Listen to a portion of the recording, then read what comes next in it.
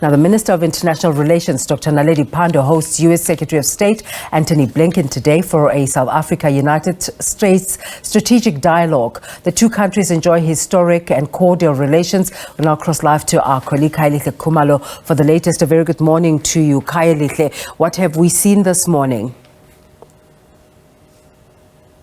Well, that's right, Desiree. Quite a very significant moment right here at OR Tambo building, the head office of the International Relations and Cooperation Department. It's such a very important meeting between South Africa's International Relations and Cooperation Minister, Dr. Pandor, and of course, alongside the U.S. Secretary of State, Mr. Blinken. Quite a lot is expected in terms of deepening the areas of trade, economic cooperation, and many other areas, especially because the two countries enjoy the strategic partnership in so many areas, and there are so many implications in terms of this particular visit. But for further insight, we're joined by our very own international editor, Sophie. So Sophie, once again, oftentimes these visits are characterized by trade, economic deepening in terms of the two countries. What can we expect today? Well, of course, the issue of economic diplomacy will feature high on the agenda. We know that as we speak, the United States of America is our third largest trading partner.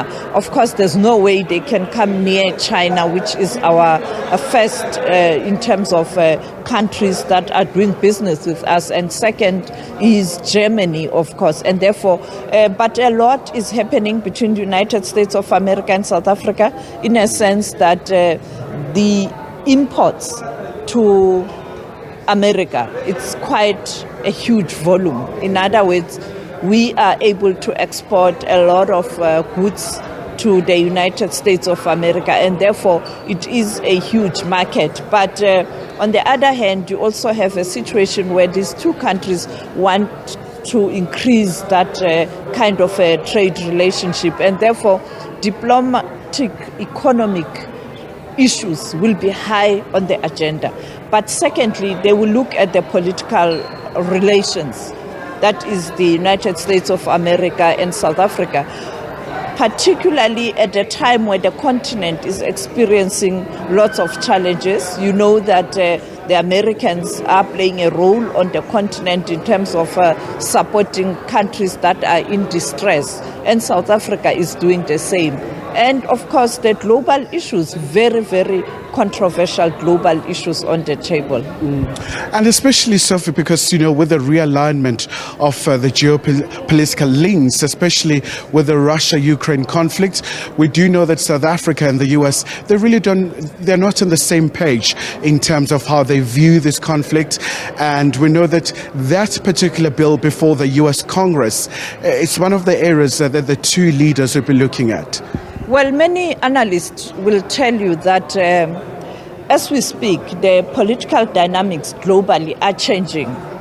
Yes, America was regarded as a superpower, but during Trump, they lost that stature. And therefore, Joe Biden is trying to rebuild. But unfortunately, when you look at the political dynamics globally, really, United States of America is struggling to cement its authority in terms of a leading country in the world. But when you look at the war in Ukraine has kind of caused more harm in terms of the United States project to rebuild its stature internationally, but also being that voice of reason during critical times. And therefore, the war in Ukraine is going to feature high on the agenda, because you find a situation with South Africa, we are friends with the country, has good relations with Russia, with China. And you can see China is gravitating towards Russia because we are all in the same group, the BRICS nations. And also the continent itself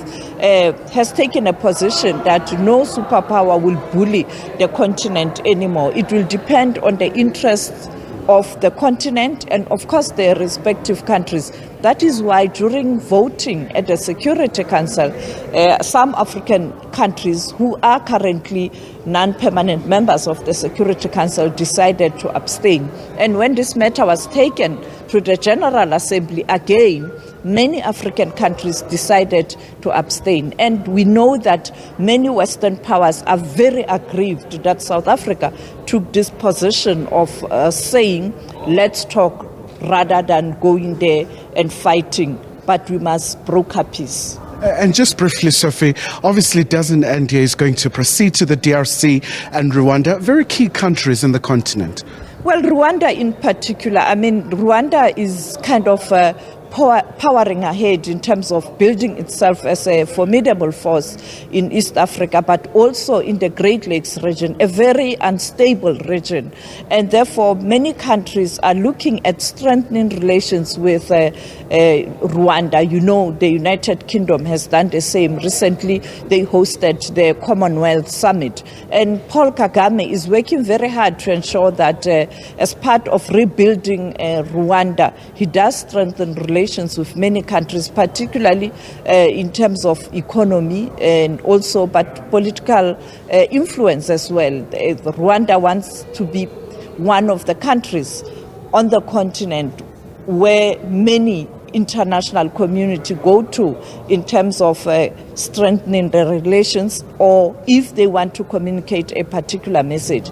And then the DRC, it's the incoming SADC chair, and therefore it is critical because it looks like this visit is aimed at strengthening relations in the southern region. And therefore South Africa is a gateway to southern region, but also to the continent. And therefore it does make sense to go and speak to the DRC. But yeah, we'll see. I think for me also, this comes at a time where in Gaza, we saw the Israeli military bombarding Gaza, and South Africa taking a very tough stand this weekend. And you know where United States of America stands in terms of the relations between Palestine and Israel. Of course, they prioritize Israel, even though they subscribe to the two-state solution. But recently, Joe Biden, when he was in the Middle East, he pointed out that at the moment, the issue of a two-state solution, it's not on the cards because the hostility there, it's so rife that it will be impossible to see the two countries having some sort of a sober discussion and also agreeing to that two-state solution. All right, Sophie, thank you so much indeed for that insight. Of course, Desiree will keep a very beady eye with all the developments. He's set to arrive here just before 10 a.m., but it's going to be a very interesting day between Washington, DC and Pretoria. Absolutely. Thank you so much to both of you, Kaya and Sophie.